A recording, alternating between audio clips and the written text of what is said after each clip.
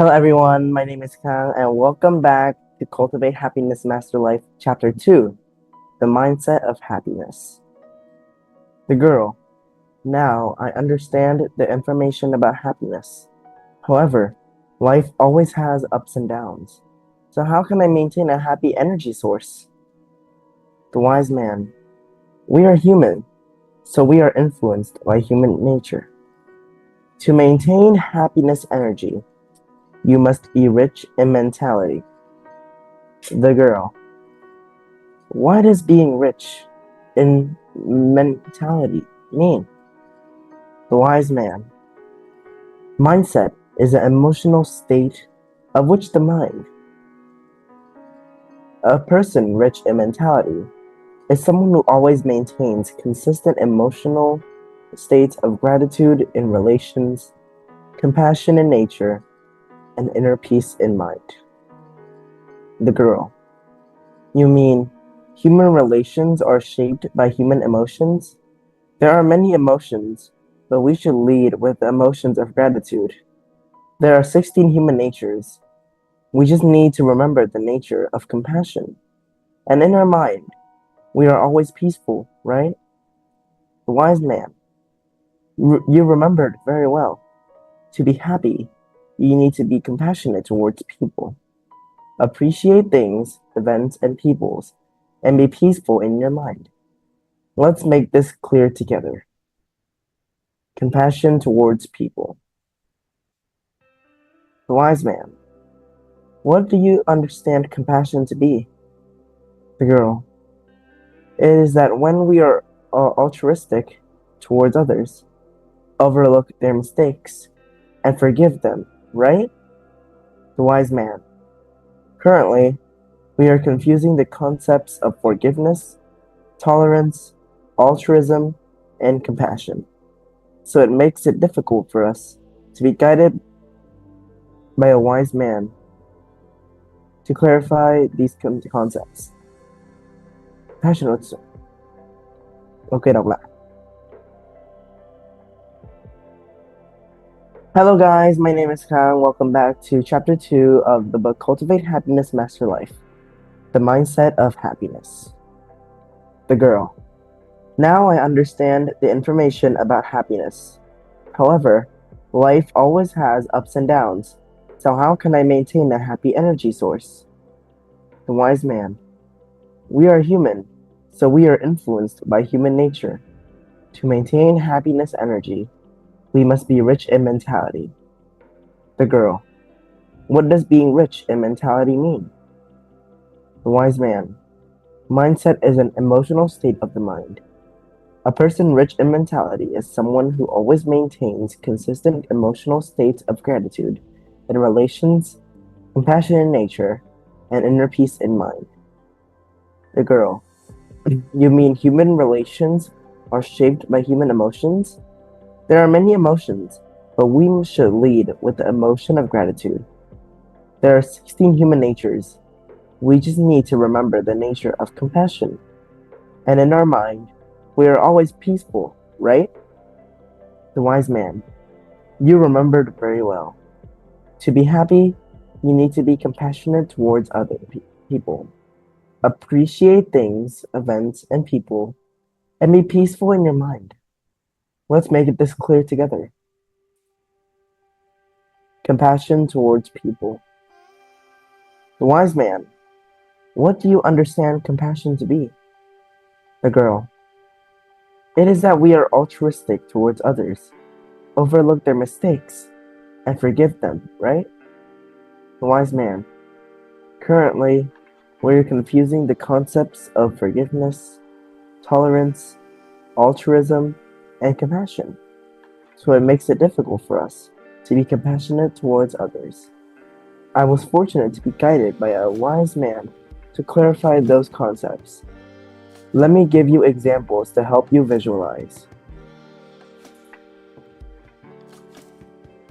For a person with the virtue of forgiveness, if another person makes 10 or 10 parts of fault, the forgiving person will be affected to 10 portions. Over time, the point here is that the other faults are still plentiful. And we think that we have let go of the other faults. But when their faults are repeated, the emotions explode. The essence of forgiveness still contains many of the other's faults.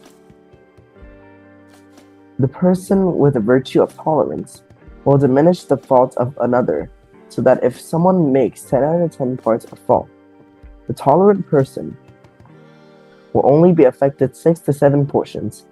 Over time, the other's faults diminish to 4 to 5 portions. The point here is that the other's faults are still below average, and we almost think that the other faults no longer exist. But when the faults are repeated a few more times, the emotions still explode. The essence of tolerance still contains some of the other's faults. A person with the virtue of altruism will diminish the faults of others, so that if someone makes 10 out of 10 parts a fault, only 4 to 5 parts remain in that person. Over time, the fault continues to diminish, leaving only 1 to 2 parts or perhaps no faults at all. The essence of altruism contains very little fault in others. A person with the virtue of compassion is completely different. If the other person makes the compassionate person, if the other person makes 10 out of 10 parts a fault, none of the faults will affect the compassionate person at all. The essence of compassion is it does not contain the other's fault. It is respect, understanding, and acceptance. The girl. So forgiveness and tolerance still cling to things, right? The wise man. Yes. In the face of repeated mistakes, those with the virtues of forgiveness and tolerance can no longer maintain those virtues. They will still cling to and be annoyed by the mistakes of others as cause for them. However, compassion is different. Compassion entails acceptance.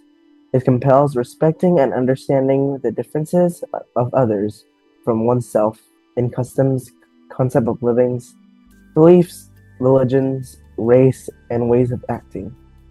Compassion may be extended even when others do things that one disagree with, though to a certain extent.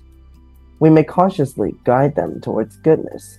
In other words, compassion in a mental state that does not cling to anything happening in the mind due to the impact of external circumstances. Compassion is the mental state where greed and imagination are stopped.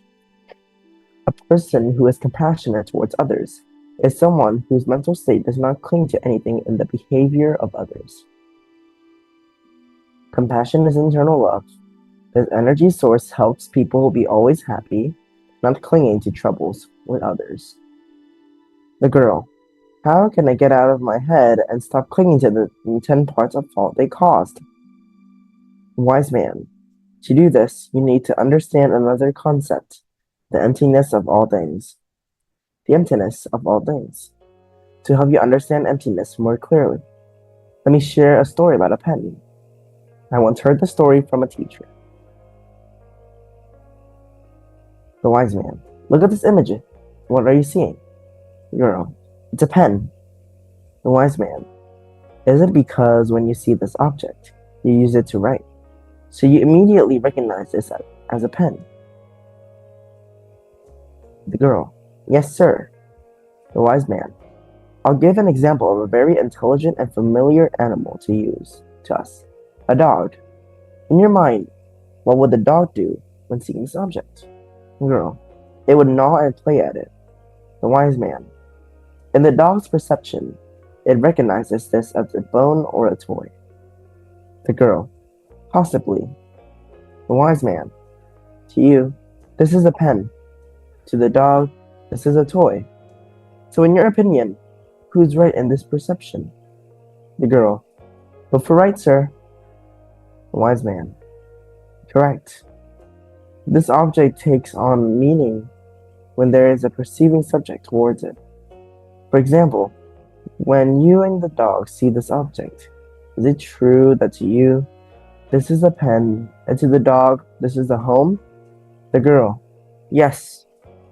The wise bone. The wise man. The girl. Yes. The wise man. All things are inherently empty. Emptiness here does not mean we do not see it or it does not exist. Emptiness here means that any object, event, phenomenon, or person will be nothing. No one. Meaningless until there is a perceiving subject towards it. Even you yourself are nothing. You can only be something when your perception is attached. When you understand this, it will help you always be enlightened and not cause up in trouble. From there, you can remove self-clinging and live a happy life. The girl, what is self-clinging? Can you explain it to me more clearly? The wise man, to be happy, removing self-clinging is necessary and very important. If I were you, this would be a must-to-have happiness. Self-clinging. The wise man. In the language of the mind, self-clinging is attaching a position, status, identity, or object to oneself, mistakenly believing oneself to be that entity and constantly living with that view. From the perspective of life, self-clinging can be the cause, the root of all suffering, and at the same time, the biggest obstacle for humans or beings like me. For example, when it comes to yourself, who are you?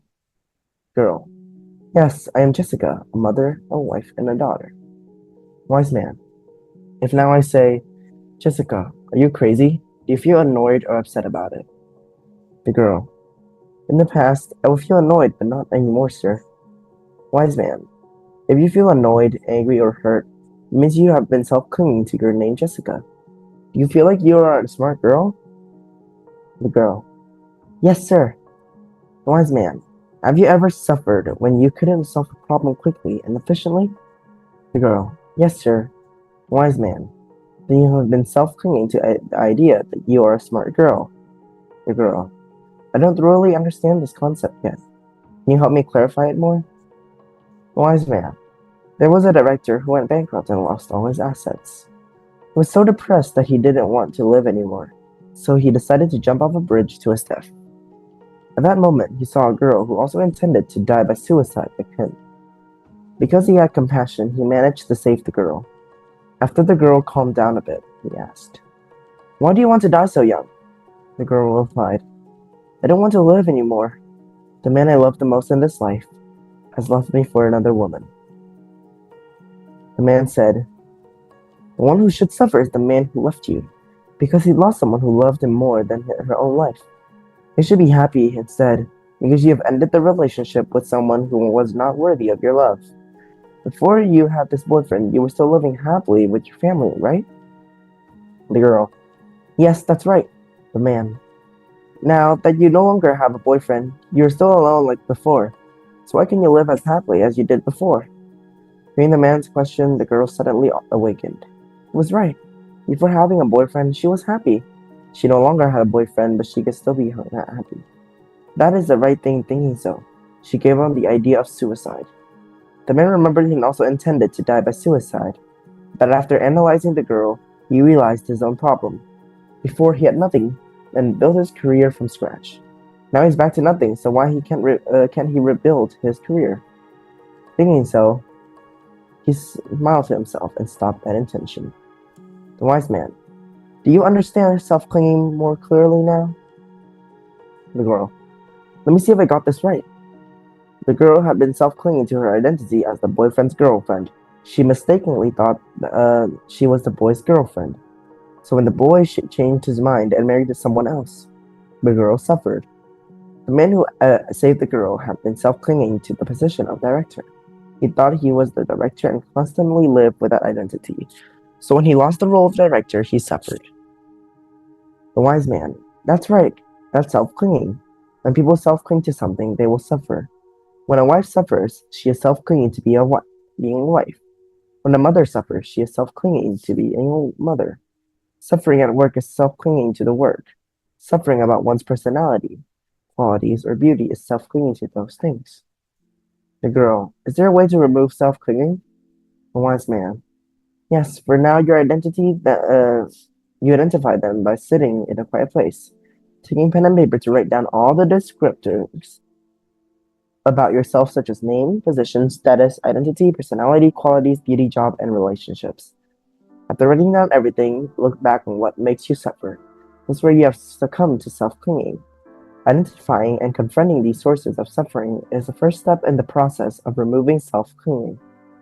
After identifying each step, I will guide you to remove self-clinging. The girl. You think to sit for a whole session to write 9 or 10 pages? The wise man. Possibly to completely erase self-clinging, you need to fully grasp and apply happiness as I just shared. Understand the root cause of life. Originating from within you, only then you can transcend it. The girl. The root cause of life originates from within me. Please enlighten me more. The wise man. Have you ever questioned where the root cause of your life today comes from? The girl. No, sir. The root cause of life originates from within me. Wise man. Work with me. The girl. Yes, sir. The wise man. If you had to choose a word that you think directly influences the outcome of your life, what would you choose? The girl. Happiness, sir. The wise man. Happiness has indeed haunted your mind. Fortunately, the enlightened ones painted out to me that it is not that word, but the word choice. Consider how your past choices have influenced the outcome of your life today. Is it true that if you were to choose whether you not to eat certain foods, choose to play or not play with certain people, choose to read or not read certain books, choose to do or not do certain jobs, and that those choices resulted in your life that you have today? The girl. Yes, sir. Wise man. If you reflect, isn't it true that the outcome of your life today was really made by your own choices? The girl. Yes. Wise man. But you see, the inner tendency of human beings is not like that. Usually, people attribute good things to their own choices, but for bad things, people tend to blame their circumstances. Things going as expected are because of me, and things not going as expected are because of others. Have you ever been like that? The girl. Yes, sir. The wise man. So isn't it true that the root cause of the outcome of our lives today, whether satisfactory or not, is ourselves? Do you think so? The girl. Yes, I think so. The wise man. There are human beings need to make right choices, and we will have satisfactory results. The girl. How can we always make the right choices? Because some choices are right at the moment, and at other times they are no longer right. The wise man. It depends on your understanding of why you make choices. The girl. The wise man. Why did you choose to wear this blue shirt to meet me? The girl. I just wear it randomly, sir. The wise man. Why don't you choose another color? Yes, girl. The girl. Because I like this shirt. The wise man. The nature of human choices for any object is that they will use words such as like or suitable to possess it. That represents their character, and that character makes a decision to choose. At the moment when one chooses something, it's very suitable. But have you regretted choices you made in the past? The girl. Yes, sir. The wise man. It's not because you choose wrong, but because your character has changed, so the choice is no longer suitable.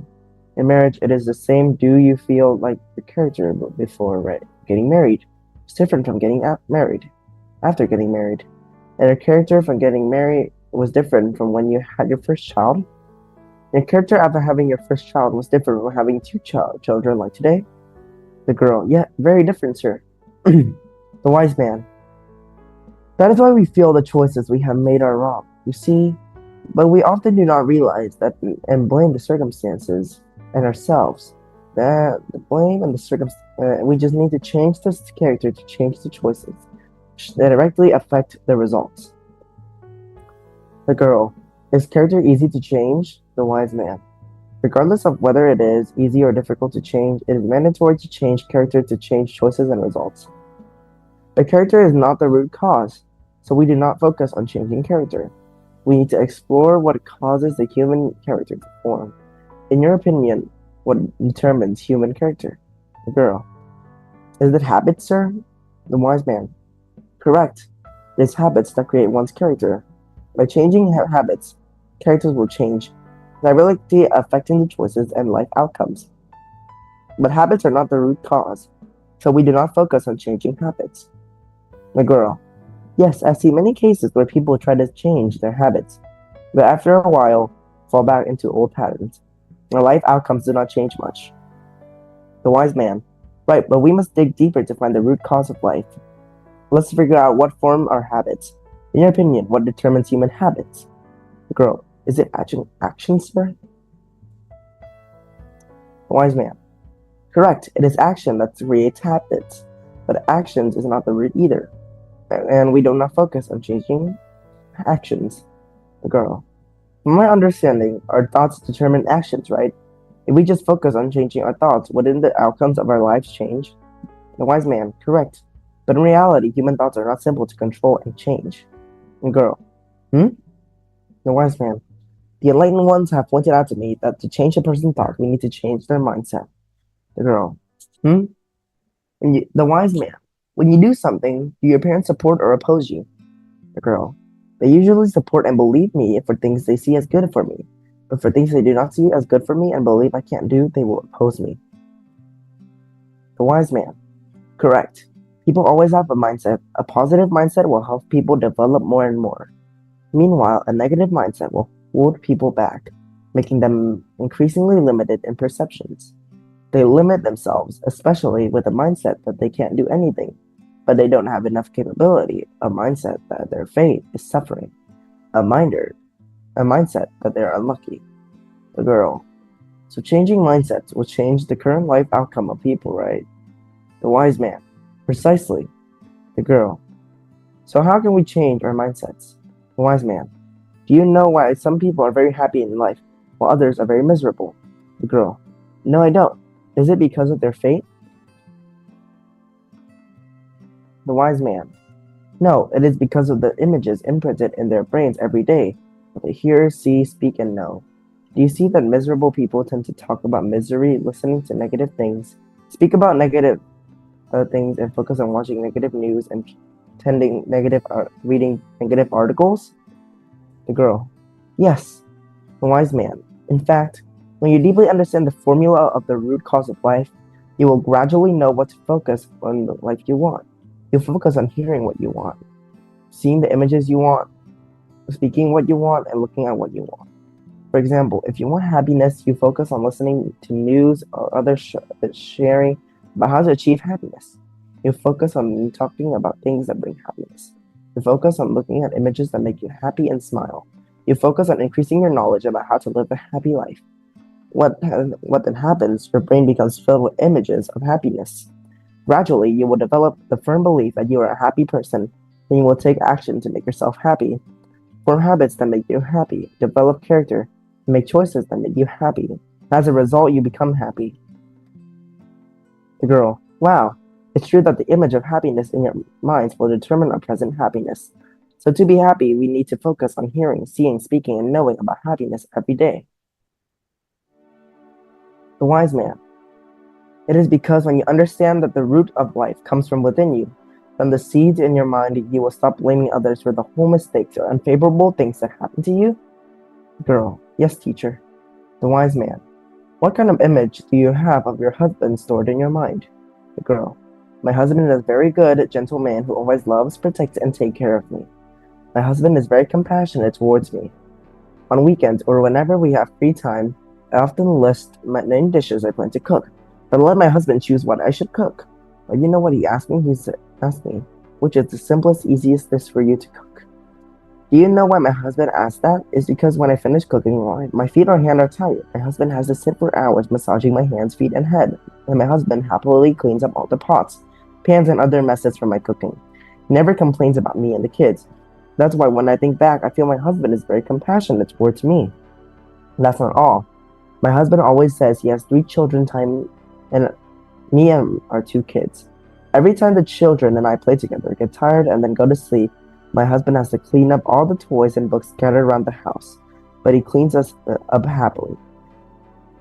He never complains about the 3 of us. Although these acts are small, they make me very happy, and I often tell my husband that the greatest luck in my life is marrying. The wise man. Congratulations to the luckiest girl on the planet. Let's precisely choose those very good mental images you have of your husband that make him treat you well. Remember the pen story that I told you earlier? Does your perception of the object as a pen or something else come from outside or in the images inside your mind? The girl. From inside me, teacher. The wise man. That's right. Exactly from the image inside you. From the seed in your own mind. So that the other people's fault. If they hurt you, it comes from the seed in your mind. Your total karma determines it. You have to plant the seed in order to bear fruit, right? The girl. Yes, sir. The wise man.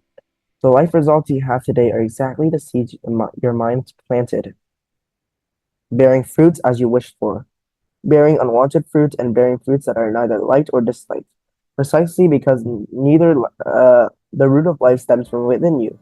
When you understand this, you will know that human nature is not problematic. People are capital, a bridge bringing good things to you. The root of life stems from within you. You will be more compassionate towards people and rebuild good relationships through the image of them you desire. The girl. Yes, teacher. The wise man. When you understand the emptiness of all things and events that are the root of life stems from within you, you will be able to let go of yourself and be more compassionate with others. The wise man. There once was a little angel. Before going down to the mortal world, God and all the other angels came to see him off. God asked, "Why do you want to go down to the mortal world, full of dangers and hatred?" "I want to, sir." "Do you know that when you go down there, you will very likely lose your nature and have great difficulty coming back to heaven?" "I know, sir." "To be able to come back here, you must have ample love and compassion. However, in order to have such great love and compassion, there must be people who hurt you, people who cause you to resent. Without their presence encouraging you to mature and enrich your love and compassion, it will be very difficult for you to return to heaven. Does anyone want to help their friend return to heaven?" God looked around, and all were silent. Only the little angel's best friend spoke up. "I will help him. Yes, I volunteered to help my friend." "Why are you doing this?" "Because I cherish my friend. I want my friend to be able to return to heaven. Do you know that by doing so, you will become a very bad person? You may be hated by many, and it will also be hard for you to come back here." "I understand, but I sincerely cherish my friend, so I want my friend to be able to come back here. I'm very willing to help my friend." Having said that, the two little angels hugged each other and went down together to the mortal world. Their story moved God and their friends. After many lifetimes, they both returned to heaven. Story of being compassionate towards oneself. The wise man. There was a girl who had a strange illness with an unknown cause. Her health and strength gradually declined. Every night she had the same strange dream about a deserted house with many people locked inside. Desperately craving for help, she went everywhere to find someone who could help and got introduced to a Zen master. After some time communicating and understanding the root cause of the disease, the Zen master gave her a golden key and told her that the next time she had the dream, she should unlock the door and free all the people inside the deserted house. Once back in the dream, she quickly went to the door and put the key in the lock. Right then, out of curiosity and who was behind the door, she peeked and saw many people who had hurt her in life, including the neighbor who recently moved in next to her house and the old childhood dog when she was in school. She thought to herself, "Why should I release these people when they were the ones who hurt me?" She turned around and walked away, a faint smile on her lips, and woke up from the dream. After that, her health did not improve but worsened until she could no longer endure it and returned to the Zen master. The Zen master told her that there was no more time left. If she did not free those people, the deserted house would collapse, which meant her health would also collapse. Between life and death, with no more hesitation, she opened the door and freed everyone inside the deserted house. Only one person was unable to walk out of that corner of the house. She quickly helped the girl out. As soon as the two stepped out of the house, it collapsed. What surprised her was that the girl from the corner of the deserted house was herself. Upon walking up, her health had changed and gradually improved. To fully understand everything, she went to see the Zen master again. The Zen master explained to her that she had blamed herself for other people's mistakes and lacked compassion for others and herself. Being compassionate to others is the simplest way to save one's future. The wise man. What do you feel about compassion towards from these two stories? The girl. I understand that being compassionate to others means being compassionate to oneself. I realized that, and thanks to those who hurt me, that I become more compassionate, mature, and stronger. The wise man. Do you know the greatest benefit of compassion? The girl. Based on the above story, I think that it will save my life. The wise man. You have a very special understanding. However, to truly be compassionate, you need a heart big enough to contain and love people. After learning this, one of my students handled a very special situation in which an understanding of non-attachment to others' fault, bringing joy to many people. In the days nearing bed, traffic was very busy. She was walking on the right side of the road, but still got hit by a delivery boy. She fell on the road, scraping her knees, and then bled. The boy's face turned pale with fear, stuttering, apologizing to her. Seeing the boy's panicked face made her feel very sympathetic. She thought that if she asked the boy to take her to the hospital for examination right away, he wouldn't be able to finish delivering on time or afford the medical fees. Immediately, she cheerfully told the delivery boy, "I'm fine, go on your way." Despite hearing her say that, the delivery boy didn't dare leave.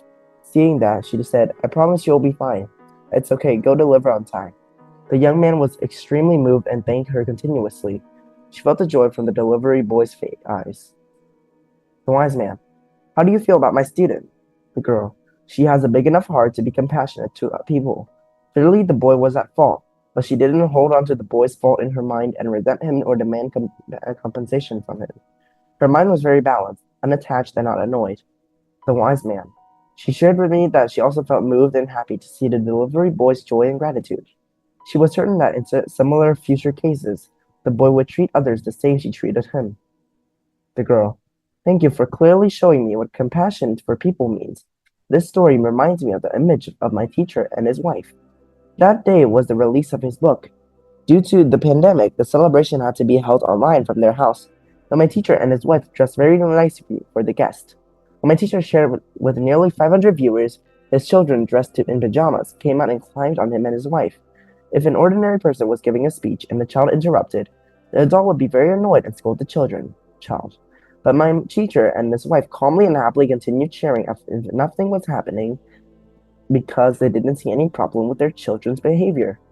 They were in complete control of the situation because of their compassion towards their children. The wise man, in the story you told, do you know why the teacher and his wife were able to be compassionate toward their children? The girl, is it because the teacher and his wife saw the children's action as perfectly fine, so they were not charged or annoyed? The wise man, yes, when you have the energy of compassion, your mind will always be balanced. And you will not cling to troubles and you will not be annoyed. Everything arises from the perception attached to it. When you understand this, you will stand above all troubles. Note that the most important person to be compassionate towards is yourself. When you are compassionate with yourself, you will improve and confidently move forward. The girl, hearing you share this reminds me of a story. I have a friend who I cherished very much. When she was my employee, she was very well behaved and listened to everything I said. But when she moved to another department and I addressed an issue she disagreed with, she showed an annoyed attitude and argued intensely with me, something she never did when she was my employee. As we were arguing, another colleague came by to discuss a task with me. My mind immediately stopped arguing and didn't cling to my annoyance, but switched to very happily speaking with the other colleague. After finishing our conversation, I returned to the discussion with my former employee, reasoning that her thinking was immature at times because she was still young. I didn't cling to her attitude and behavior anymore. I was even annoyed. I wasn't even annoyed. My mind at that time was very balanced and unattached. After talking with her until late in the evening, I had a very strange feeling. I felt very comfortable, light, happy, and grateful and for everything. The wise man. Congratulations! You understand what the mental state of a compassionate person is like.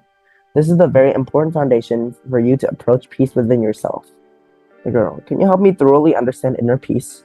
The wise man, I will support you in exploring deeper afterwards. Now let's look at the mental state of cherishing. The wise man, when you look at this orange, what do you see? Girl, I see an orange peel, orange segments, and orange seeds. I sense the sour and sweet taste of the orange too. The wise man, if you look deeper, what else will you see? The girl, I see sunlight, water, nutrients, the tree's growth, its flowering and fruiting. The farmer's care and the harvesting. The wholesaler's transportation, vehicles used to transport them.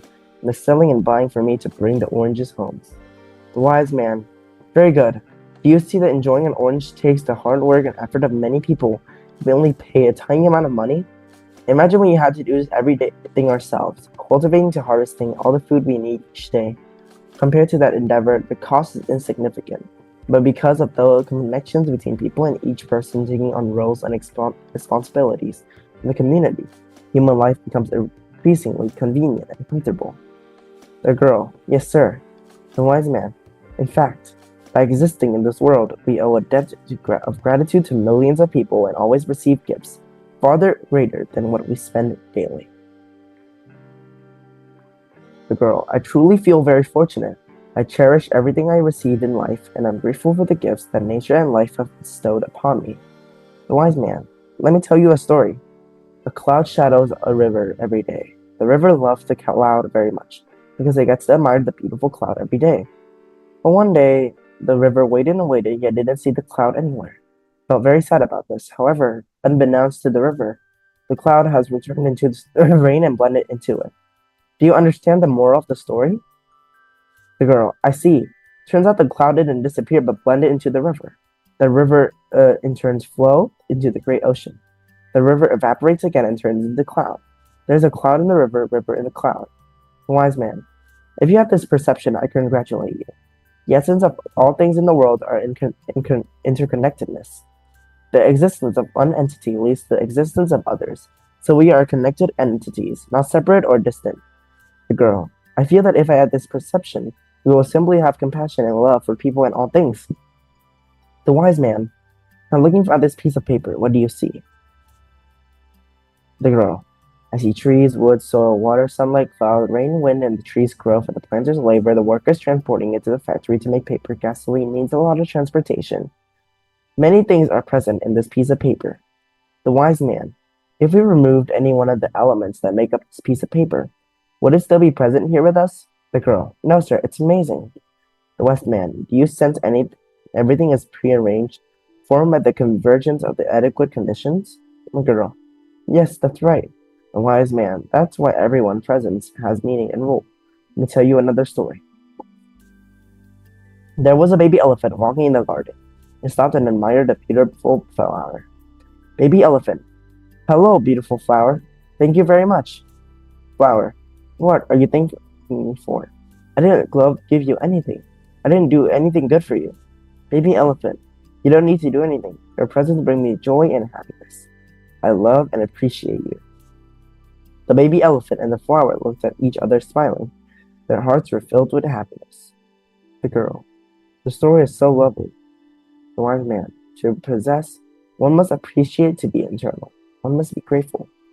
The energy of the appreciation and gratitude is a wonderful energy in this world. It can transform a person's life for the better.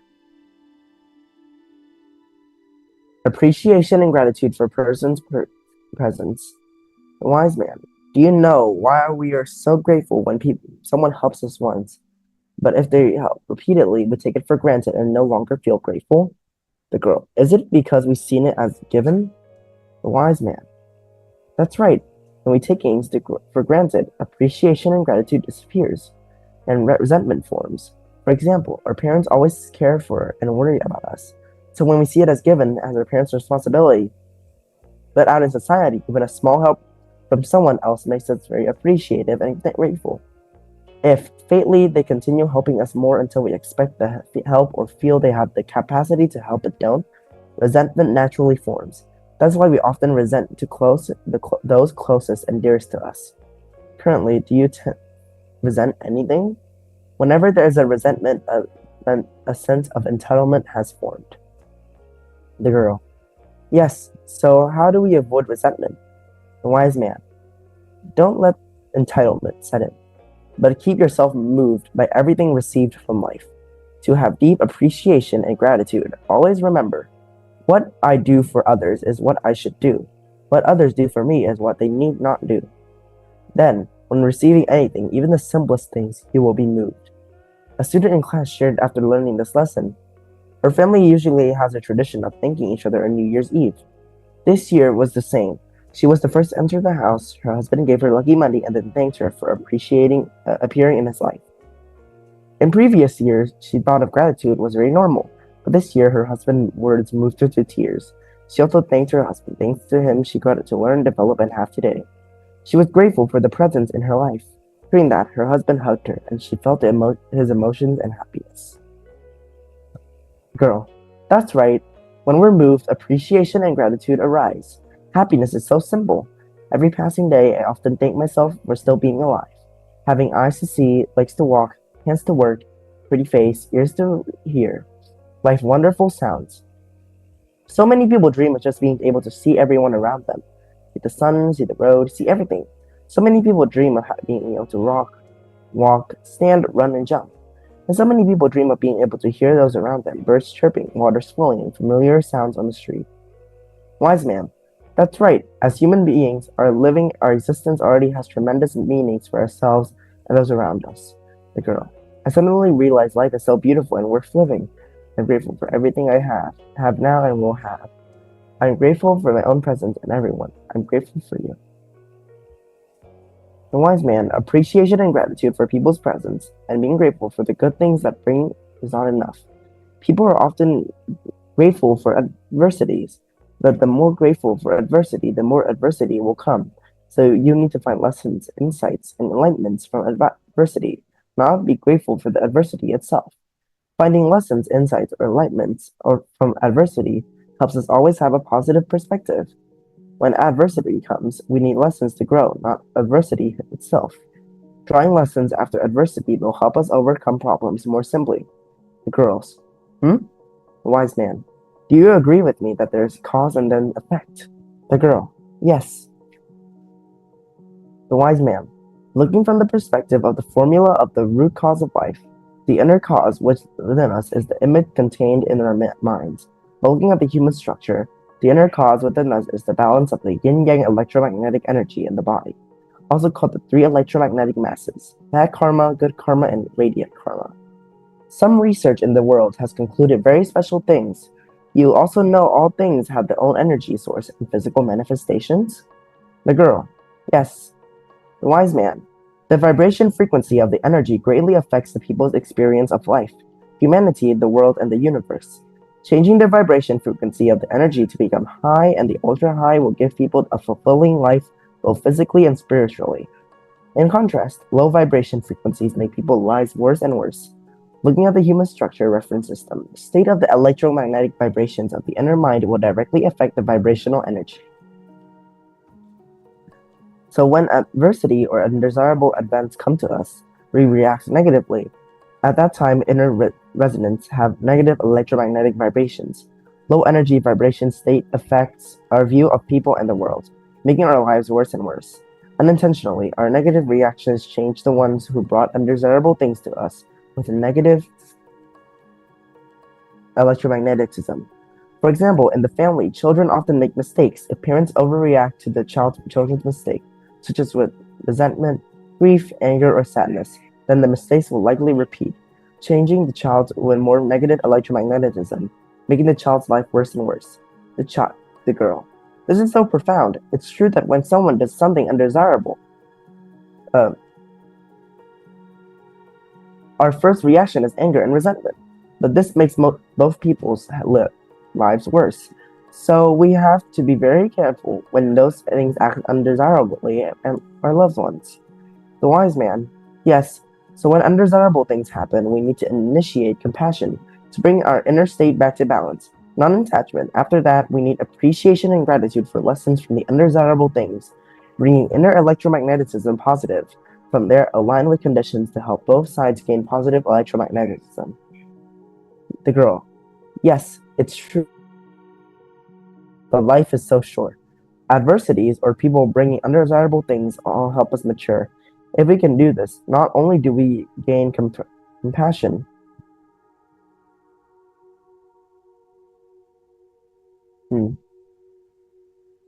but also always maintain appreciation and gratitude despite any circumstances. The wise man. That's right. When we're able to constantly maintain appreciation and gratitude despite any circumstances, it will keep our inner electromagnetic state balanced and positive. From there, we have a high and ultra high energy vibration frequencies, helping us always see the good and living fulfilling lives. The girl. Yes, appreciation and gratitude for everything. The wise man. When people come to this world, they come with empty hands, bringing nothing. But we have air to breathe, sunlight to warm and illuminate, water to drink and bathe every day, food to eat, clothes to wear, phones to connect us, house to live in, vehicles to travel in, endless things beyond ourselves. All of these are bestowed by nature or brought by others. For example, we plant a tree with 10 kilograms of soil in a pot. We water it daily, and from a small sapling, it becomes a large tree full of sweet fruits. When harvesting and taking out the soil, there's still 10 kilograms, but the total weight of the tree and the fruit is 100 kilograms. The tree consumes negligible soil, so how can it grow? The tree grows thanks to water, nutrients in the soil, air, sunlight. Humans are the same. We eat then excrete, and the weight in and out is nearly the same, but we still grow up. That's because nature provides us with food, water, air, and warmth to help us grow daily. Be grateful to nature, grateful for the cool breeze, fresh air, pure water, and wonderful food that nature bestows upon humans. Every item you use requires a lot of sweat and effort for many people. Many workers have to stay up very late to complete products, and engineers and designers have to spend much brain power to create these amazing products. Your phone, computer, clothes, vehicles, and homes are created for the efforts and intelligence of many people. Each object goes through many stages before reaching your hands for use.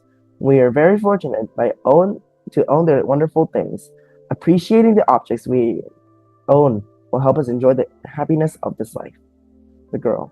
I really feel I'm very lucky to live each day, to enjoy the wonderful things in life. I'm fortunate each passing day to have meals, clothes, housing, loved ones around. A healthy body. I feel truly abundant. I treasure and am grateful for everything. The wise man. Whenever there's gratitude, there are miracles. The girl. However, many people still find it very hard to be moved or appreciate things, events, and people. What can they do so that everyone moves them? The wise man. In such cases, live life slower. Instead of hurrying everything, slow down, feel the world around you, and practice living deeper into everything, events, and people. Our life is like a traffic light, sometimes green, sometimes red, sometimes yellow. So let's take advantage of the yellow light. Slow down to feel the rhythm of life every day. Feel the hearts of people around us, and feel the wonderful things in life. Also say thank you very often every day. Start each day by saying, something wonderfully beyond imagination will come to me today. Then look around, saying thanks with every step, say thanks. You should say thank you more and more every day until one day your heart will be moved and you will see appreciation and gratitude everywhere. The girl. Thank you very much. The wise man. When you're at the energy and appreciation of gratitude, meaning we always maintain inner emotions about everything received in life, we will simply have the energy of inner peace. The girl. Yes, I'm also waiting for you to clarify. I think inner peace is the ultimate end of happiness, right?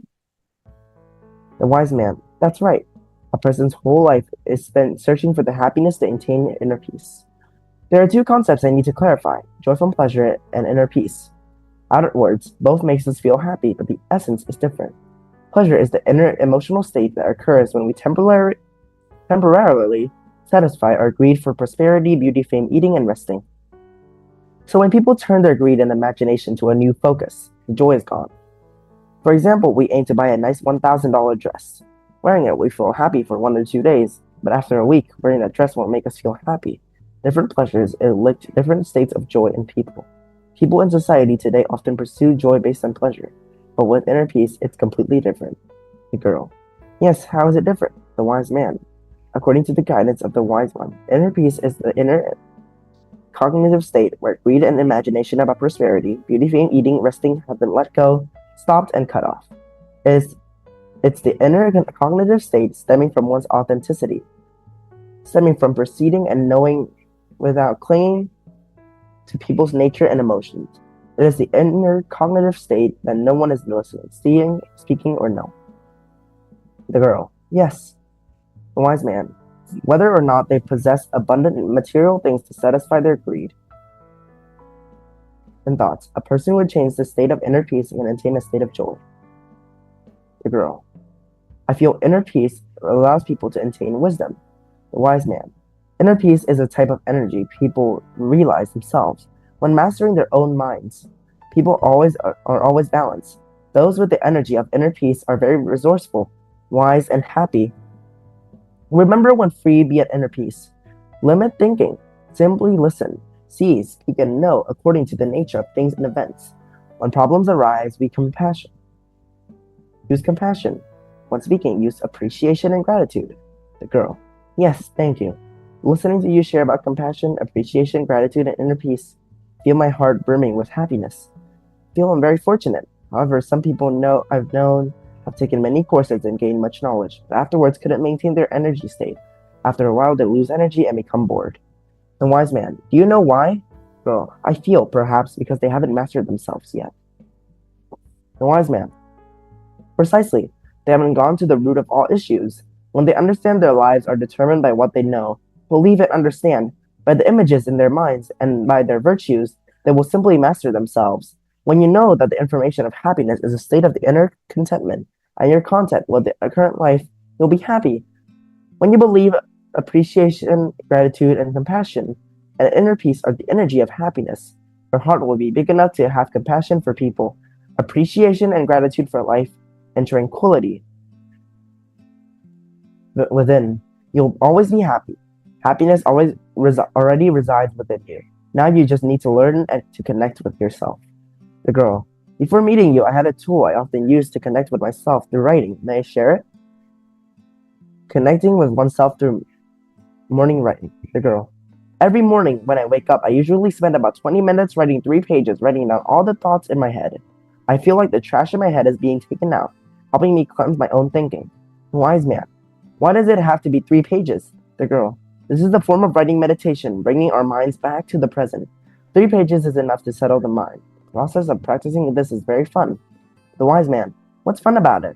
The girl. In the early days when I first started writing down my thoughts, they were very scattered, maybe very silly, incoherent, thinking about this, then thinking about that, thinking like a child being dragged back to the plane here, then running off to play there. When those thoughts are written down, they resist. They exist. They resist. Some weeks writing made me irritated and uncomfortable. I wanted to yell at everyone. Some weeks I didn't want to write. Some weeks I was bored. Some weeks I was very happy. Basically, my mood was all over the place. But around week 9, my thinking became very coherent and wise. Any issues I was struggling with, just putting pen to paper brought immediate solutions. The wise man. Nice. The girl. Yes, this exercise combines of Julia Cameron's book, The Artist's Way. It's an extremely simple yet very effective tool used by millions of people worldwide, many of whom are very successful. Every morning when I wake up, I spend 20 minutes writing down my thoughts. I write down whatever crosses my mind. If I have no thoughts, I write down no thoughts. Hungry stomach. I write down hungry stomach. Importantly, you must write a minimum of 3 full pages. This is breakfast for your brain. It's how I communicate with myself. The wise man. After writing, can it be read again?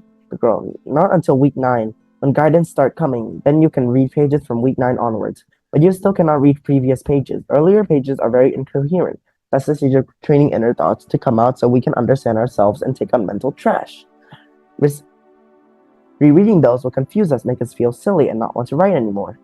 After week 9, when reading again, highlight what insight arose and what actions to take. Then copy these into another notebook.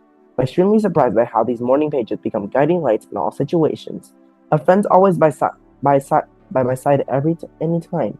They help me feel stronger, more mature, and more awakened, and live a happier life every day. The wise man. Excellent. Congratulations. The girl.